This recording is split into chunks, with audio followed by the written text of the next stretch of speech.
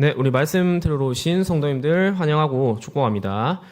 네, 오늘은 지난 시간에 이제 시작했던 사사 기드온의 이야기를 계속해서 이어나가도록 하겠습니다. 지난 시간에는 이 사사 기드온의 이야기 중에 이제 적들의 압제가 시작되었고, 그래서 이제 기드온이 사사로 하나님께 부름받는 그러한 내용을 살펴보았습니다. 이제 이 사사기에서는 시대가 갈수록 또 백성들과 사사들이 점진적으로 타락한다는 것을 이제 제가 말씀을 드렸고, 이 기드온 이야기에서부터 이것이 좀 더 가시적으로 일어나는 걸 우리가 보았습니다. 그래서 이 사사기 6장 초반부에는 이제 하나님께서 또 백성들을 구원하시기 이전에, 그래서 사사를 보내시기 이전에 여기서부터는 이제 그 하나님께서 한 선지자를 보내셔서 이 백성들을 더욱더 책망하는 그런 과정이 있었던 것을 보았고, 또한 사사인 기드온을 부를 때에도 마찬가지로 이 여호와의 사자가 나타나서 그에게 이 의심이 많고 겁이 많은 기드온을 계속해서 설득하고 또 기적을 베푸는 이러한 과정을 통해서여야 이제 사사를 세울 수 있었던 또 그러한 것들을 우리가 보았습니다. 그래서 이제 결국은 또 이제 기드온에게 이 하나님의 사자가 나타났고, 우리 계속해서 이 본문을 17절부터 이어서 보도록 하겠습니다. 그래서 우리 먼저 본문에서 이 17절 말씀을 같이 한번 읽어보도록 하겠습니다. 시작.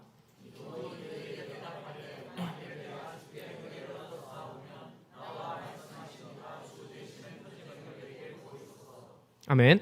네, 그래서 이제 앞부분에서 사실 하나님의 사자가 기드온에게 하나님께서 함께 하신다는 그 말을 두 번이나 반복해서 약속하셨음에도 불구하고 이제 기드온은 여기에서 그 약속으로는 안심이 되지 않았는지 구체적인 표징을 보여달라고 합니다. 12절에서 큰 용사여 여호와께서 너와 함께 계시도다, 이렇게 하나님은 먼저 약속을 하셨고, 또 바로 앞구절인 16절에서도 내가 반드시 너와 함께 하리니 네가 미디안 사람 치기를 한 사람 치듯 하시니리 아니라, 이렇게 계속해서 이제 하나님이 함께 하신다고 하였음에도 불구하고 기드온은 확실한 표징을 보길 원했습니다. 일종의 하나님에 대한 시험인 것입니다.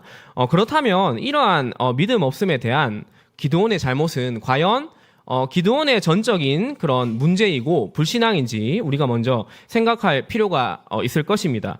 그런데 이 기드온은 미디안의 침입에 하나님의 도움을 구하거나 담대하게 맞서 싸울 생각을 하지 못하고 비굴하게 숨어서 지내는 그러한 공동체에서 자라왔습니다. 그리고 바알의 제단과 아세라상을 세우고 그것을 경배하는 공동체에서 계속 자라났습니다. 그러니까 한마디로 기드온은 그들의 삶으로는 전혀 믿음의 행동을 보이지 못한 채 말로만 하나님에 대해서 떠벌리는 그러한 공동체 안에서 하나님에 대해서 듣고 자라온 사람입니다. 그래서 13절에 보면 이 기드온은 애굽에서 조상들을 건지신 하나님에 대해서 그 지식적으로는 정확히 알고 있는 것을 볼 수 있는데요. 우리 6장 13절의 말씀을 같이 한번 읽어보겠습니다. 시작.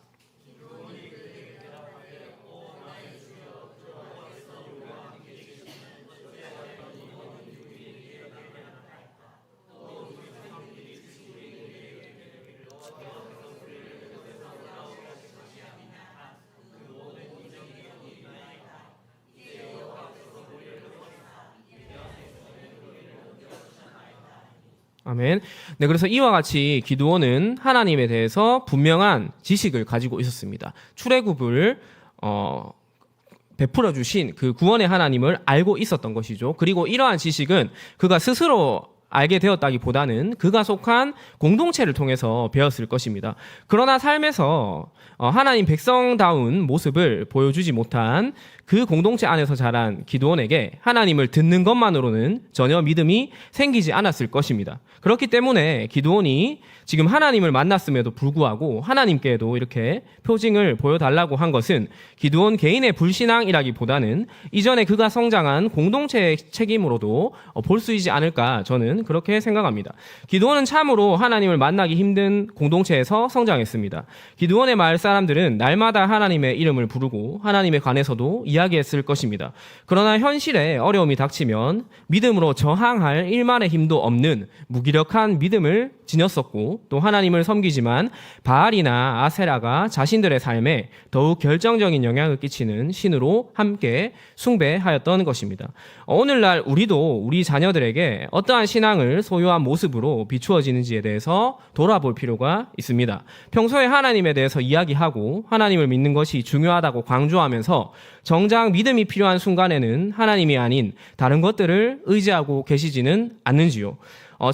자녀들에게 중요한 시험이 다가올 때 예배보다는 학원에서 해주는 보강에 빠지지 말라며 핀잔을 주고 있다면, 또 삶이 고단할 때 예배를 통해서 주 안에서 안식하는 것보다 휴가 기간 가족과 여행을 한다거나 레저 활동을 통해서 더욱 기쁨과 만족함을 느끼고 있다면, 또한 경제적으로 어려울 때 때에 따라 모든 필요를 공급하시는 주님을 신뢰하기보다 매출의 증가나 직장에서의 승진을 위해서 주일 성수에 지장을 받으면서까지 세상의 요구에 따라 움직이고 있다면, 우리도 기드온의 마을 사람처럼 자녀들에게 하나님과 바알을 동시에 섬기는 모습을 보여주고 있는 것이 될 것입니다. 그래서 우리는 삶으로 또 하나님을 항상 우선순위에 두고 또 그런 믿음으로 살아야 하는 것이 중요할 것입니다.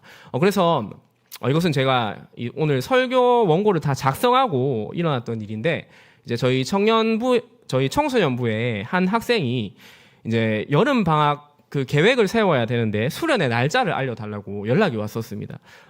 그래서 제가 알려주었는데, 근데 이제 그날 제주도에 이제 가족이 여행을 가기로 잡았다고 하면서 뭐 어떻게 해야 할까 되게 고민을 하는 것이었습니다. 그리고 그 얘기를 이제 아버지께도 한 것 같아요. 그래서 그 아버지께서 전화가 와가지고 수련회가 이 날짜였는지 몰랐는데 이제 한번 또 아내랑 상의해서 할 수만 있다면 그 비행기 티켓 날짜와 또 호텔 그 예약한 날짜를 변경해서 최대한 수련회에 참석할 수 있도록 한번 노력해 보겠다. 이렇게 저한테 말을 해 주었습니다. 그래서 그 말을 듣고 저는 이제 먼저는 죄송한 마음이 들었습니다. 이번에 수련회 뭐 장소라든지 강사가 섭외가 잘 안 돼서 이 날짜를 미리 알려드리지 못해서 이제 이렇게 날짜가 겹치게 된 것이 되게 죄송한 마음이 들었고, 또 한편으로는 너무 감사했습니다. 이렇게 참 가족이 그런 자신들이 이미 가족 여행을 위해서 날짜를 세웠지만 그럼에도 불구하고 또 수련의 날짜가 또 겹치니까 그것을 어떻게 해서든지 바꿔서 어쨌든 자녀에게 그 수련회라는 믿음의 그 장소에 먼저 보내려고 하는 그러한 모습 때문에 참 은혜가 되었습니다. 그래서 우리가 이런 식으로 어떠한 일들이 일어날 때 또 믿음과 또 현실의 삶이 겹쳐지거나 충돌할 때 우리가 이 믿음의 모습을 보일 때 그 자녀들은 그것이 또 자신의 신앙으로 또 체휼될 것입니다. 그래서 우리 모두 그러한 삶을 사시는 성도님들 되시길 축복합니다.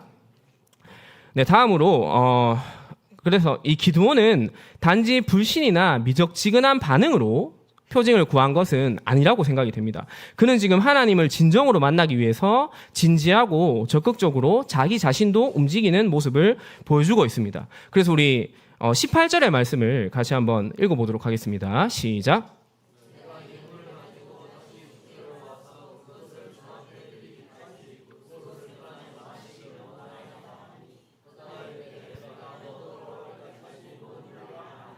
아멘. 네, 그래서 여기서 기드온은 하나님께 단지 표징을 보여달라고만 하지 않습니다. 자신이 예물을 가지고 주님께 다시 돌아올 테니까 기다려달라고 이렇게 말을 하고 있습니다. 그러니까 나는 가만히 앉아있을 테니 당신이 진짜 하나님이라면 그것을 내게 증명해 보시오라는 식으로 반응하는 것이 아닌 것입니다. 자신이 먼저 예물을 가지고 오겠다면서 적극적으로 움직이고 행동하는 모습을 보입니다.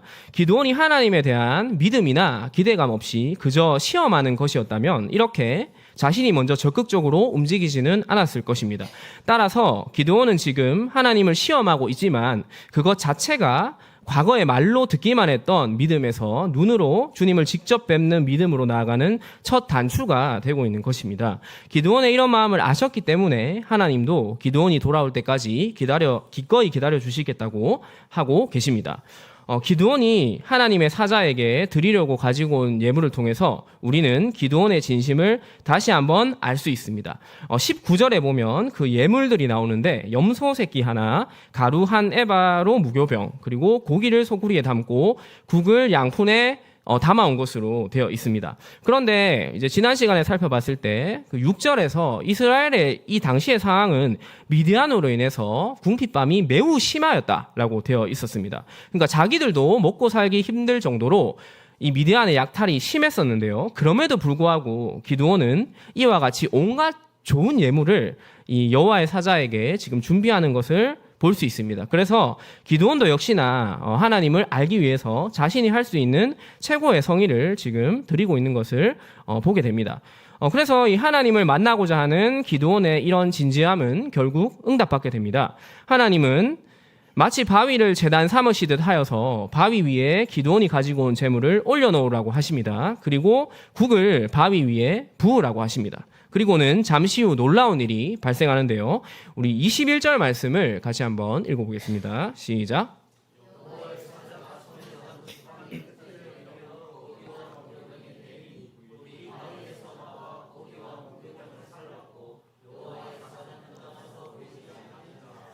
아멘. 네, 그래서 말씀에서 이제 불이 바위에서 나와서 고기와 무교병을 살랐다라고 되어 있습니다.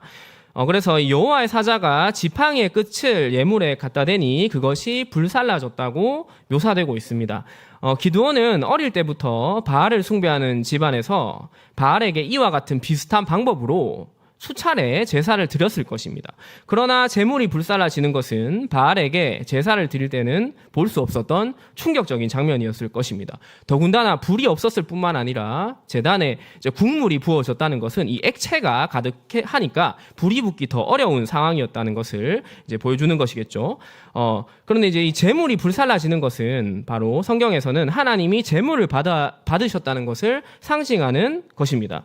그렇습니다. 이 하나님은 기드온이 불을 준비하지 않았다고 해서 제물을 못 받으시는 분도 아니고, 또한 제물이 물로 인해서 흥건히 젖어 있다고 해서 제물을 못 받으시는 분도 아니라는 것을 지금 기드온에게 보여주었습니다. 이러한 장면은 이제 28절에서 거짓 신인 바알이 자신의 제단이 찍혀나가는 순간에조차 아무런 반응을 못하고 무기력하게 그것을 지켜보는 것과 또 대조된다는 것을 우리는 보게 됩니다. 그래서 이 믿음 생활을 할 때 의심과 의문을 가지는 것이 무조건적으로 잘못된 것은 아닐 것입니다. 기드온은 지금까지 하나님에 대해서 듣기는 들었으나 개인적으로 그분을 확실히 체험하길 원했고, 그렇기 때문에 이러한 기적을 경험할 수 있었던 것입니다. 반면에 무조건적인 순종과 맹신이 올바른 것도 아닌 것이죠. 하나님을 인격적으로 만난 경험이 없음에도 불구하고 기독교 가정과 배경에서 자라왔기 때문에, 혹은 그저 주변에서 믿으라고 하니까 신앙생활을 하는 사람만큼 안타까운 사람도 없을 것입니다. 기드온은 지금의 경험으로 인해서 주변 사람들에게 들어서 알게 된 하나님이 아니라 자신이 직접 하나님을 경험하게 된 것입니다. 우리는 욥이 하나님에 대한 끊임없는 의심과 회의, 그리고 질문의 과정을 통해서 마침내 하나님을 진정으로 만난 것을 또한 기억해야 할 것입니다. 이것은 이제 욥기 42장 5절에 나오는 말씀인데요. 우리 같이 한번 읽어보겠습니다. 시작.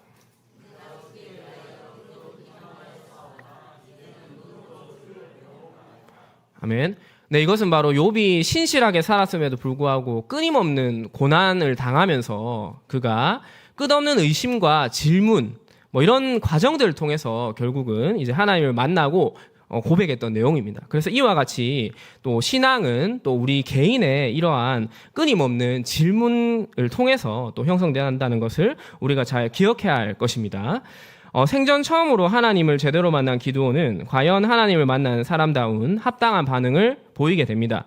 22절의 말씀을 우리 같이 한번 읽어보겠습니다. 시작.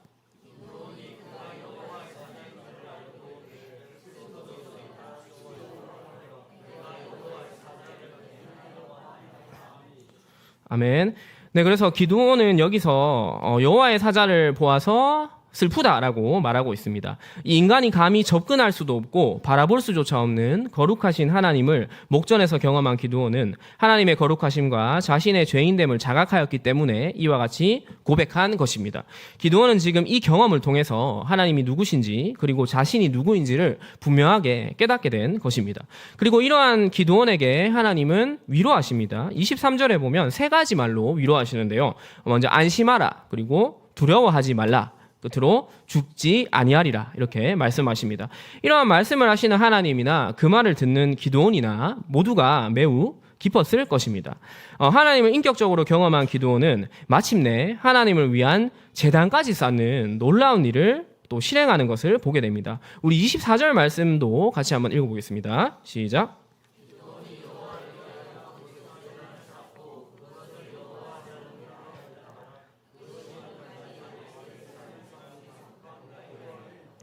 아멘. 네, 그래서 기드온이 여기서 제단을 쌓았는데요. 기드온은 천성적으로 겁이 많은 사람이었습니다. 그래서 앞에서 보면 미디안이 무서워서 밀을 타작할 때도 감히 넓은 장소에서 하지 못하고 비좁은 포도주 틀 안에서 자신의 몸을 숨기고 타작을 하던 그런 사람이었습니다.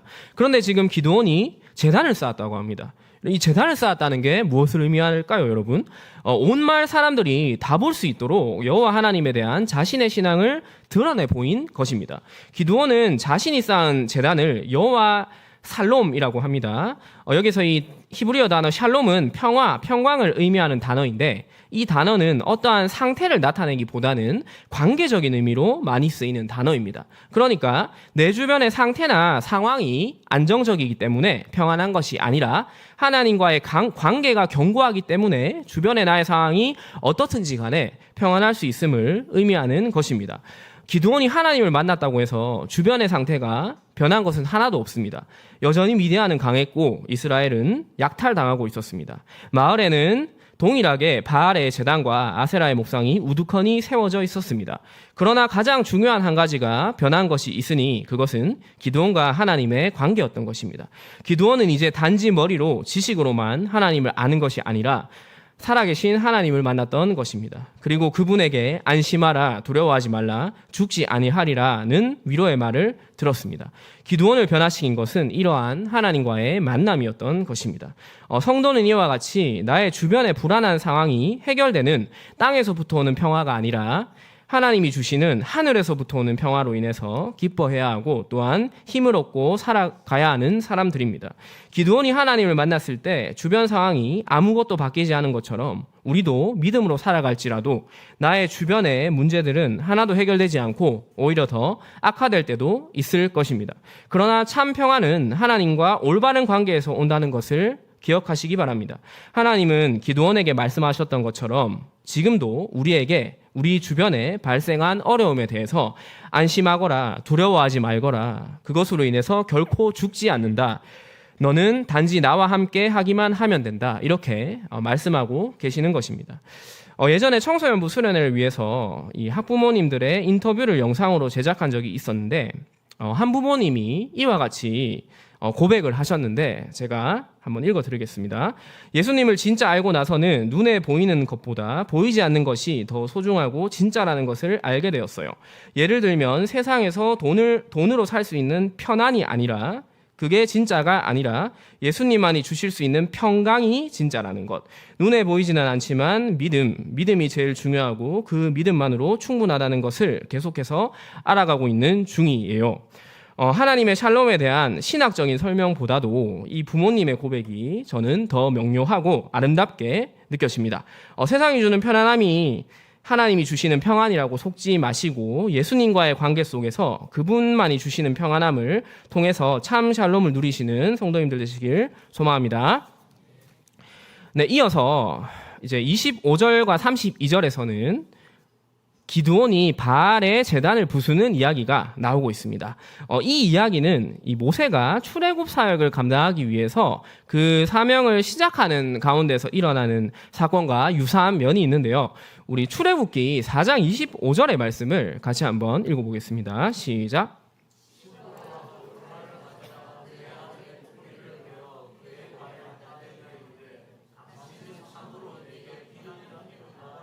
아멘.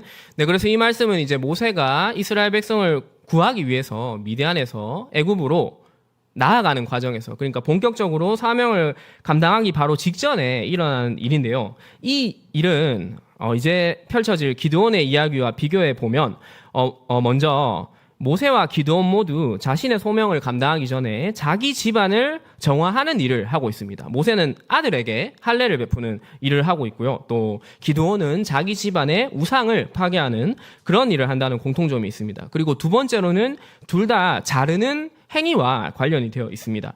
모세가 이제 행한 할례는 포피를 자르는 행동이고, 또 기드온은 우상을 잘라내는 그런 일을 하게 됩니다. 그래서 기드온의 이름 뜻 자체가 자르는 자라는 뜻이 있습니다. 그래서 기드온이 이렇게 이름대로 이제 이 우상을 자르는 역할을 하게 될 것입니다. 그래서 이와 같이 하나님이 사용하시는 사람은 우선 자신과 그 가정을 먼저 정결케 해야 하는 것입니다. 사실 자기 자신과 가족이야말로 하나님의 일을 하는 데 있어서 가장 큰 우상이 될 수 있는 것입니다. 요아스가 뒤에 보면 바알을 섬기다가도 정작 바알을 찍은 범인이 아들이라는 것을 알게 되자 오히려 아들을 변호하는 이야기를 하게 되는데요. 이것을 통해서도 가족이야말로 바알보다 더 큰 우상이 될 수 있다는 것을 보여주는 것입니다. 우리의 가족 모두가 각자의 우상을 버리고 하나님 안에서 연합하는 가정이 되시길 축복합니다. 하나님은 기드온을 만나신 그날 밤에 지체 없이 한 가지 명령을 내리십니다. 그것이 바로 아버지의 바알의 제단과 또 아세라상을 제거하라는 것입니다. 그래서 25절 말씀을 우리 같이 한번 읽어보겠습니다. 시작.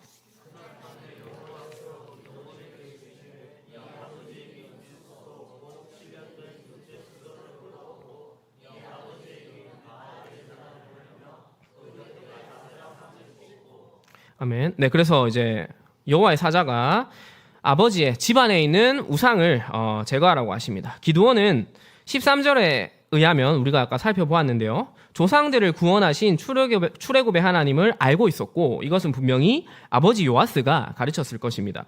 그러나 그는 동시에 바알을 섬기는 모습도 보여주었을 뿐만 아니라 온 마을 사람이 섬기는 바알의 제단을 자신의 집안에서 소유했을 만큼 바알 종교에 대해서 헌신적이고 또 막대한 후원자였습니다. 이런 집안에서 자란 과거의 기드온에게 하나님 이야기는 현실에서 적실성이 없는 마치 호랑이 담배 피던 시절의 이야기와 같았을 것입니다. 또한 오히려 바알을 섬기는 것이 더욱 현실에서 밀접한 영향을 주는 것으로 비추어졌을 것입니다. 바알을 잘 섬길 때 안전, 안락, 즐거움이 보장되는 것처럼 여겨졌을 것입니다. 우리가 아무리 자녀들에게 하나님에 관해 이야기한다고 할지라도 일상의 삶에서 요아스가 바알을 섬긴 것과 같이 우리에게 안전, 부요함, 즐거움을 주는 것처럼 보이는 또 다른 우상을 추구하고 살아간다면 그것은 그저 자녀에게 찍어 없애야 하는 바알의 제단을 한 개 더 세우는 것과 마찬가지일 것입니다. 우리는 자녀에게 찍어 없애야 하는 또 다른 바알의 제단과 아세라상을 만들면 안 될 것입니다. 하나님은 바알의 제단을 헐 뿐 아니라 하나님 여호와를 위한 제단도 쌓으라고 기드온에게 명령하고 있습니다. 그리고 26절에서는 그것을 파괴하고 나서 내가 찍은 아세라 나무로 번제를 드려라 이렇게 말하고 있습니다. 그러니까 지금 하나님의 제단을 쌓을 때 이제 그 아세라 나무를 통해서 제물을 태우는 그 용도로 쓰라고 하는 것입니다. 한마디로 아세라 목상이 하나님의 제단의 땔감으로 사용되는 것인 것이죠. 이러한 행위를 통해서 하나님은 우상을 조롱하고 있고 기드온도 우상의 무익함을 자신이 그것을 실행하면서 생생하게 경험했을 것입니다. 바알 등의 우상은 그 신적 성품의 고상함이나 거룩함 때문이 아니라 신이 행한 것으로 여겨지는 결과 때문에 찬양을 받는 신들이었습니다. 바알 같은 경우에 비를 내린다거나 전쟁에서 승리를 준다거나 아니면 풍성한 수확 이러한 것들로 인한 것이었죠. 그러나 하나님은 우상이 그러한 결과를 가져다 줄 수 없을 뿐 아니라 지금처럼 자신의 제단과 신상이 위협받고 심지어 다른 신의 땔감으로 사용되는 수치와 치욕의 순간에도 어떠한 조치도 취할 수 없는 무능한 존재라는 것을 폭로하고 있습니다. 반면에 성경에서 하나님이 찬양 받으셔야 하는 이유는 그가 주시는 어떠한 결과로 인함이 아니라 그분의 이름과 그 성품 자체로 인함이라는 것을 보여주고 있습니다.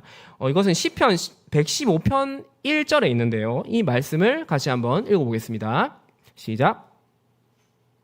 네, 제가 읽어드리겠습니다. 여호와여 영광을 우리에게 돌리지 마옵소서. 우리에게 돌리지 마옵소서. 오직 주는 인자하시고 진실하심으로 주의 이름에만 영광을 돌리소서. 아멘. 그래서 우리가 하나님께 어떠한 결과를 기대할 수 있고 또 그런 결과로 인해서 하나님께 감사와 찬양을 드릴 수도 있습니다. 그러나 성도는 무엇보다도 이 말씀처럼 하나님의 선하심과 그분의 인자하심 그리고 그분의 거룩한 이름 그 자체로 인해서 하나님께 영광과 찬양을 돌려야 하는 것입니다. 그리고 나서 이제 계속해서 27절에 보면 지금 기드온이 하나님의 말씀을 실행하려고 하는데 아버지의 가문과 또 그 성읍의 사람들을 두려워해서 이 일을 낮에 행하지 못하고 밤에 그러니까 은밀하게 행한다는 것을 말하고 있습니다. 여기에서 기드온이 10사람을 함께 고용했다고 되어 있는데 이 10이라는 숫자는 성경에서 만수, 가득 찬 숫자이기 때문에 기드온이 이미 이 작업을 하기 위해서 충분한 사람을 동원하였다는 것을 지금 보여주고 있고요. 또한 무엇보다도 그는 하나님을 만났고 또 하나님께 직접 이 명령을 받았었습니다. 그럼에도 불구하고 사람들이 만나는 것이 또 여전히 무서웠기 때문에 밤에 해야 했습니다. 기드온은 하나님을 만났을 때 자신을 죽일 수 있는 분이 하나님이라는 것을 알고 또 그렇게 고백까지 했습니다. 그럼에도 불구하고 이제 사람들이 자신을 죽이려 들까봐 이 일을 사람들의 눈에서 또 눈을 피해서 하는 그러한 모습을 보입니다. 믿음과 현실 사이에 서 있는 기드온의 모습을 보고 있는 것입니다. 또한 이러한 모습은 우리의 모습이기도 한 것입니다. 그러나 이 망설임과 두려움이 있을지라도 하나님의 말씀에 순종하는 것이 하지 않는 것보다 더 낫습니다. 그래서 믿음은 그렇게 시작하고 또 성장하는 것이기 때문입니다. 이 마을 사람들은 우상들이 파괴된 것에 놀라고 곧 범인을 색출하는 작업에 들어가게 됩니다. 그리고 기드온이 범인이라는 것이 밝혀집니다. 그리고 마을 사람들은 기드온을 죽이기 위해서 요아스에게 아들을 끌어낼 것을 요구하고 있습니다. 30절 말씀에 보면 그는 당연히 죽을지니 이는 바알의 제단을 파괴하고 그 곁에 아세라를 찍었습니다. 라고 백성들이 말하고 있습니다. 그런데 이제 신명기 13장의 말씀에 보면 사실 하나님은 우상 숭배자를 이와 같이 죽이라고 하였는데 지금 오히려 이 하나님의 백성이라는 사람들이 우상을 파괴한 사람을 죽이려고 하는 아이러니한 모습을 보여주고 있습니다. 그러니까 이들은 지금 완전히 이 가난한 사람의 모습을 보여주고 있는 것입니다. 그래서 이렇게 기드온이 궁지에 몰리자 바알의 열렬한 후계자였던 그 아버지 요아스는 이제는 지체 없이 아들을 변호하는 또 장면으로 태세 전환을 하게 됩니다. 그래서 우리 31절 말씀을 같이 한번 읽어보겠습니다. 시작.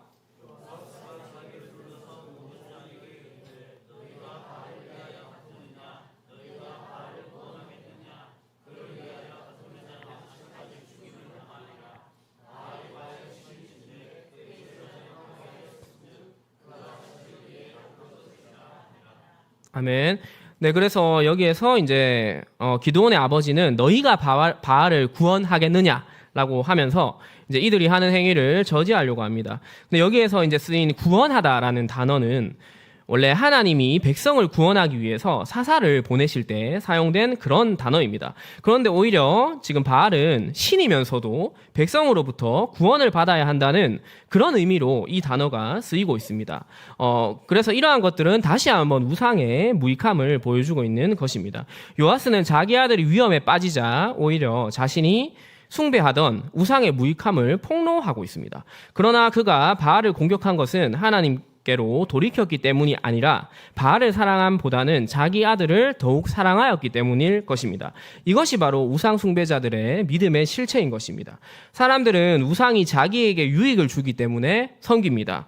그러다가 이제 특정한 우상을 섬기다가 만약에 다른 우상이 자기에게 더 유익한 것이라고 판단되면 지체 없이 새로운 우상으로 바꾸고 또 갈아타고 그렇게 또 공격까지 하면서 섬길 수 있다는 것입니다. 결국 요아스의 말이 마을 사람들을 설득시켰고 기드온은 여룻바알 그러니까 바알과 다툴지어다 라는 뜻의 이름으로 불리게 됩니다. 우리 마지막 32절 말씀도 같이 한번 읽어보겠습니다. 시작.